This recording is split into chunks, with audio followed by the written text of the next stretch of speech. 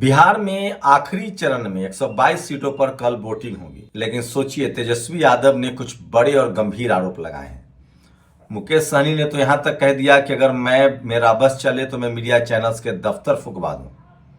जिस तरह से मुझे बदनाम किया जा रहा है, मुझे अपमानित किया जा रहा है, अगर मैं मरूंगा तो इसके लिए इस देश की मनुवादी मीडिया और बीजेपी जिम्मेदार होगी। तेजस्वी यादव ने जो आरोप लगाए हैं, खुलासे किए हैं, वो चौंकाने वाला है।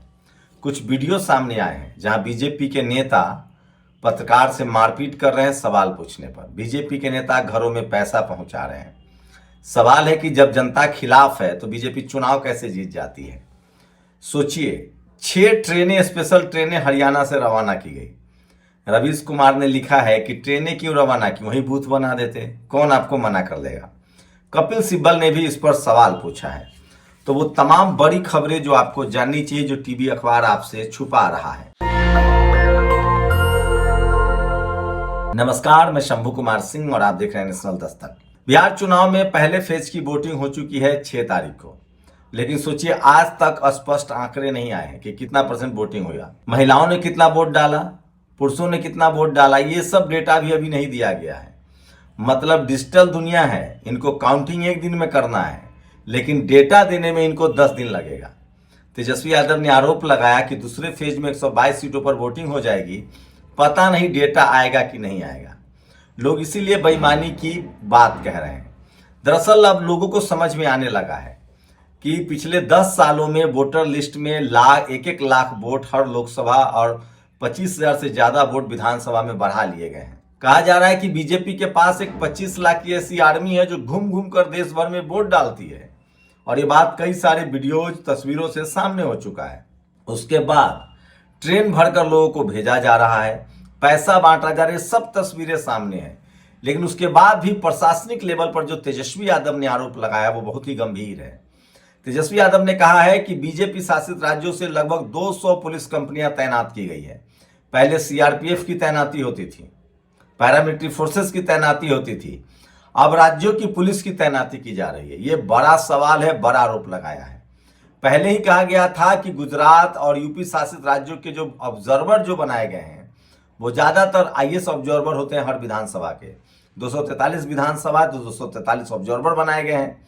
उसमें ज्यादातर उन राज्यों के कैडर आईएएस हैं जिन राज्यों में बीजेपी की सरकार है। तेजस्वी यादव यही नहीं रुकते हैं। तेजस्वी यादव ने तो यहां तक कहा कि अमित शाह लगातार बड़े अधिकारियों से मीटिंग कर रहे हैं, सीएम हाउस में मीटिंग हो रही है, उनको बकायदा समझाया जा रहा है कि आपको करना क्या है।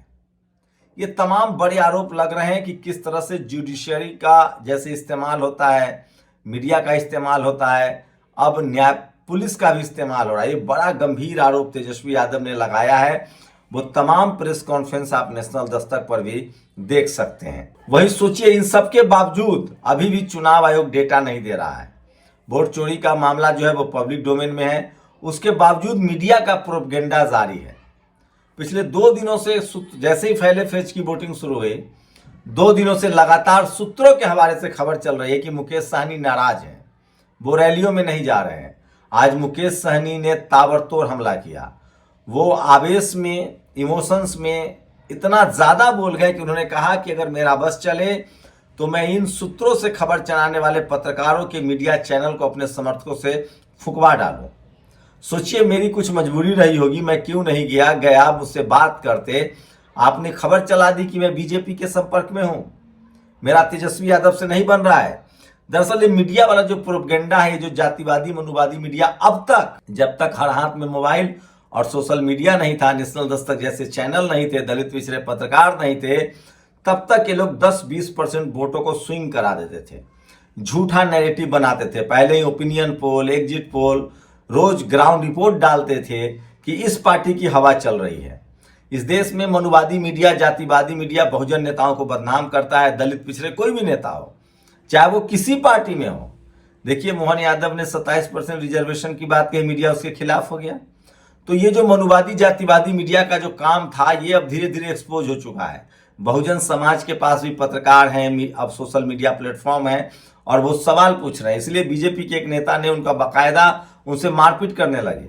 सोशल मीडिया की ही ताकत है कि आपको दिख रहा है कैसे छपरा में ईवीएम, जो जहां ईवीएम रखा गया है, वहां किस तरह से सीसीटीवी बंद हो जाता है, लोग आते जाते रहते हैं। हाजीपुर वैशाली में किस तरह से हुआ, कैसे सराय रंजन जो समस्तीपुर में वीवीपैट मिले जिसमें अधिकारी सस्पेंड हुए हैं, कैसे तो लगातार जो ईवीएम के साथ जो ईवीएम जो स्ट्रांग रूम जिसको बोलते हैं, सोचिए मजबूत रूम, वहां लोग आ रहे हैं जा रहे हैं। ये सारी खबरें अब पब्लिक डोमेन में है, क्योंकि सोशल मीडिया ही सच्चा मीडिया है, सोशल मीडिया ही बहुजन मीडिया है। इन सब के बावजूद अगर आप ग्राउंड रिपोर्ट की बात करें तो आप नेशनल दस्तक पर लगातार देख सकते हैं। दरअसल बिहार में दूसरे फेज की अगर बात करें तो लगातार यादव समाज अब पूरी तरह से कंसोलिडेट हुआ है। जानकार बता रहे हैं कि रामगढ़ वो सीट है जहां सबसे ज्यादा यादव जो है बीएसपी को वोट करते थे, वहां भी तेजस्वी यादव की पहुंच ने चीजें ठीक कर दी है। कांग्रेस के प्रदेश अध्यक्ष के पक्ष में भी हालात बने हैं, तेजस्वी यादव ने वहां भी रैली की है। तेजस्वी यादव का कहना है कि उन्होंने लगभग 172 विधानसभा सीटों पर रैली की है। खेसारी लाल यादव नए नेता के तौर पर उभरे हैं, उनके रोड शो में जनसैलाब उमड़ा, ये भी बड़ी खबर है। अब सारा खेल मैनेजमेंट पर है। जिस तरह से मुकेश सहनी के खिलाफ अफवाह उड़ाया गया उसके बाद वो नाराज हैं, बहुत ही नाराज हैं। जिस तरह से तस्वीरें सामने आ रही, जनता अब समझ रही है, देख रही है। और दूसरे फेज में मैं अगर बात करूं मैथमेटिक्स के हिसाब से तो इंडिया गठबंधन का वोट बढ़ा है। उनका गठबंधन अखबार में भले न दिखे, टीवी अखबार उनकी आलोचना करे, लेकिन अति पिछड़ों का वोट सोचिए, मुकेश सहनी इस बार गठबंधन में है तो निषाद समाज का वोट बढ़ा जो अति पिछड़ा में सबसे बड़ा चंक है। आईपी गुप्ता गठबंधन में है तो तांती ततमा पान समाज का वोट बढ़ा, ये कोई झुठला नहीं सकता है। उसके बाद लगातार जिस तरह से मोकामा में घटना हुआ, मंडल समाज के लोग एकजुट हो रहे हैं। नालंदा में अगर बात करें तो वहां जिस तरह से जमीन अधिग्रहण हुआ है तो सरकार के खिलाफ एंटी इनकम्बेंसी तो है, बीजेपी के लिए तो वैसे भी जमीन नहीं है। तो इंडिया गठबंधन के पिछले साल के मुकाबले तेजस्वी यादव की रैलियों में भीड़ जुट रही है, ये किसी से छुपा नहीं है। सीमांचल की बात करें तो पिछली बार 25 सीटों का नुकसान हुआ था पतंग छाप की वजह से, 5 सीट वो जीते भी थे। इस बार वहां के मुस्लिम समाज का कहना है कि आखिर हम ओवैसी साहब को क्यों वोट दें, वो तेलंगाना में तो कांग्रेस का समर्थन करते हैं, तेलंगाना में वो अपनी सरकार बना ले, वो बंगाल, बिहार, यूपी, झारखंड इसलिए लड़ने आते हैं कि मुस्लिम वोट बटे और बीजेपी को फायदा हो। ये वहां के मुस्लिम समाज का कहना है। तो मुस्लिम वोट कंसोलिडेट हुआ है। यादव समाज जो मोकामा की घटना हुई है उसके बाद और कंसोलिडेट हो गया है और एक साथ आया है और वो एक बड़ी आबादी है। तो आरजेडी के वोट बैंक में लगभग 15% का इजाफा होता हुआ दिख रहा है। ये एक बड़ा फैक्टर है जो उनको चुनाव जीतते हुए दिखा रहा है। अब अगर बात करें इंडिया गठबंधन की तो हाँ, उनके पास तंत्र है, उनकी सरकार है, उनके पास 30 हेलीकॉप्टर है, दर्जनों मुख्यमंत्री प्रचार कर रहे हैं, उनके पास टीवी अखबार है। लेकिन अगर ग्राउंड पर जनता की बात करें तो सवर्ण समाज का वोट मान भी लेक मुफ्त बीजेपी को जा रहा है। तो 15 सीट जहां आरजेडी ने टिकट दिया है वहां तो कम से कम वो आरजेडी को वोट कर रहे हैं। आप देख लीजिए, किया है, ये मैंने ग्राउंड पर देखा है। तो वहां भी एक डेंट है।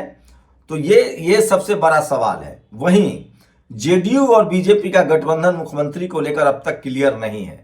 जेडीयू के जो समर्थक है वो बीजेपी को फूटी आंख नहीं देखना चाहते हैं और बीजेपी के जो सवर्ण समर्थक हैं वो नीतीश कुमार को किसी तरह से राह से हटाना चाहते हैं। बीजेपी और जेडीयू के इस सिरफुटौल के बीच चिराग पासवान के साथ भी पुरानी रंजिश है। जो जेडीयू के समर्थक हैं उनको लगता है कि चिराग पासवान ने पिछली बार उनके नेता के साथ अच्छा नहीं किया था। इस बार गठबंधन होने के बावजूद, नीतीश जी के जाने के बावजूद, नीतीश जी के जो समर्थक है वो चिराग पासवान को अब उतना पसंद नहीं कर रहे हैं।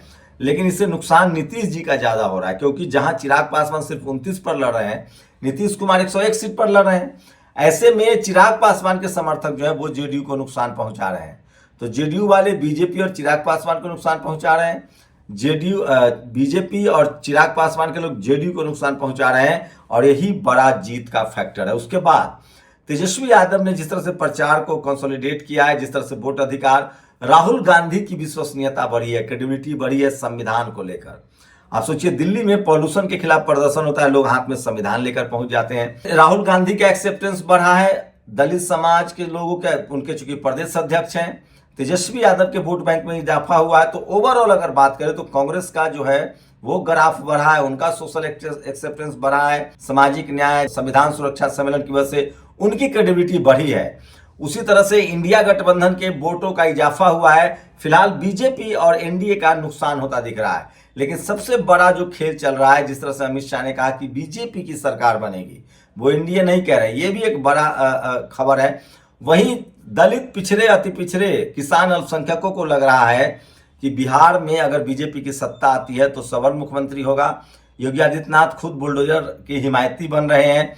हेमंता विश्व शर्मा ने जिस तरह से लालू प्रसाद यादव के लिए तू तड़क का इस्तेमाल किया है, ओवरऑल मिला जुला के बिहार अभी भी बीजेपी के लिए अभेद किला है। 2014 में नरेंद्र मोदी जरूर जीत के आए, 15 हार गए। 2019 में वो 300 सीट के जीत के आए। 2020 में उनको नीतीश कुमार के कंधे पर मुख्यमंत्री सरकार में रहना पड़ा। पार्टी आरजेडी का ग्राफ बढ़ा और अब तो वो 240 पर लड़ रहे हैं। तो ओवरऑल आप नॉर्मल समझ सकते हैं कि ग्राफ गिरा है एनडीए का, बीजेपी कमजोर हो रही है। हाँ, ये अलग बात है कि टीवी अखबार लगातार उनको बचाने में जुटा हुआ है, लेकिन चुनाव आयोग की विश्वसनीयता पूरी तरह से कटघरे में है। और लोग पूरे, जो भी आदमी कह रहा है कि अगर एनडीए जीता, ये परसेप्शन बन गया है कि अगर एनडीए जीता तो उसका क्रेडिट चुनाव आयोग, वोट चोरी और पुलिसिया तंत्र को दे दिया जाएगा। तो अगर बीजेपी जीत भी जाती है, कि जो कि जीतती हुई दिख नहीं रही है, तो उसका क्रेडिट कम से कम एनडीए को नहीं मिलेगा। लोग भरोसा ही नहीं कर रहे हैं। भरोसा बड़ा खेल होता है, बड़ा भरोसा होता है। कानून पर जब भरोसा होता है तो एक पुलिस वाला एक डंडा लेके खड़ा रहता है और लाखों की भीड़ लाइन में लगी रहती है। ये होता है इकबाल, भरोसा। चुनाव आयोग ने पूरे देश में अपना भरोसा खो दिया है। क्या आप इस राय से सहमत है, असहमत है? अपनी प्रतिक्रिया जरूर दीजिए, क्योंकि वोट चोरी का मुद्दा अब घर घर पहुंच चुका है। शुक्रिया। नेशनल दस्तक की आपसे गुजारिश है कि अगर इसको बचाना चाहते हैं तो नेशनल दस्तक को सब्सक्राइब करने के लिए रेड कलर के सब्सक्राइब बटन को दबाएं, फिर बेल आइकन की घंटी दबाएं। नेशनल दस्तक को बचाने के लिए बहुत जरूरी है कि हर खबर को शेयर करें, लाइक करें, कमेंट जरूर करें।